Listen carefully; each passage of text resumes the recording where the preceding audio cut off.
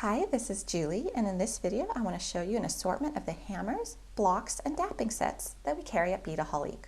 All of these tools are meant to be used with metal and wire. Let me first start with the blocks.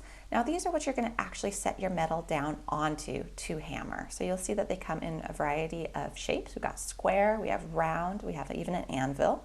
They also come in different sizes, so there's really a lot of choice. If you're doing only small things, the anvil or this little square one would work. If you're working with larger objects, bigger sheet metal pieces, you might want to consider using a bigger piece. And also keep in mind the bases that we have for the blocks as well, which help to cushion the blow. And then I also have this block right here, and this is by TerraCast, and it's meant for setting eyelets and rivets. Here is an interesting block that we have, and this actually is one that's embedded down into a dapping set. And this dapping set you would use with these wood dowels. So you'd go ahead and fit the appropriate wood dowel, and you could go ahead and shape your metal stamping blanks with this.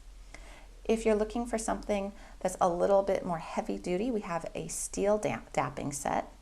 So this too comes with the dapping block, which you see right here, as well as all the different dapping punches in assorted sizes. We even have this little square one as well. So there is a lot to choose from when it comes to dapping sets. And in order to use a dapping set, you're going to need a hammer, and same thing with these blocks. You're going to be using these blocks in conjunction with a hammer. And there's a wide range of hammers to choose from. So let's start with some texturizing hammers. I've pulled just two here, there's many more. So you'll see that on each side of the hammer, there is a different face, and it's going to give you a very different textured result. So this is one type, which has two different styles, but it's one hammer. Another type is this hammer here, which actually has interchangeable faces. So you'll actually go ahead and remove the faces and swap them out with the ones you see here. So this is a great multi-purpose tool. Also, for adding texture, we have an embossing hammer. This is really nice for creating nice raised reliefs. Here's another texturizing hammer. You can see that nice sharp edge is going to give you a really interesting design.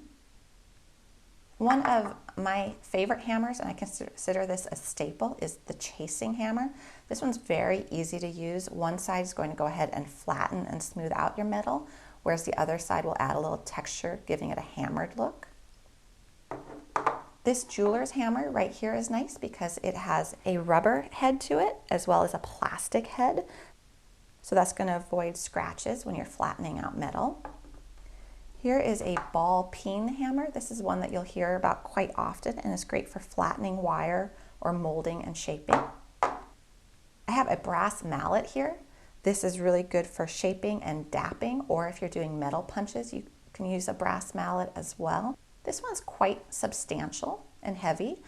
And if you don't want something as substantial and heavy, there's actually little small brass hammers as well. Here's a planishing hammer. This is for strengthening, stretching, and smoothing out metals.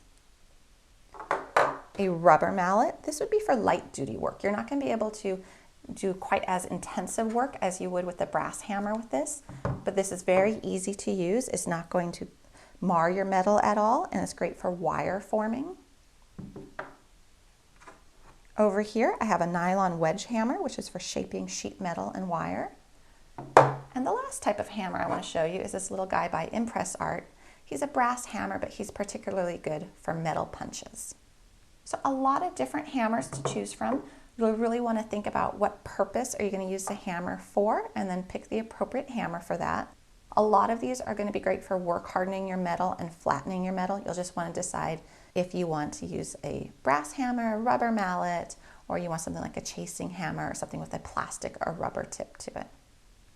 Please do check out the Beadaholique website for more information on all of the products you've seen here, as well as a lot of suggestions on how to use them with your jewelry making.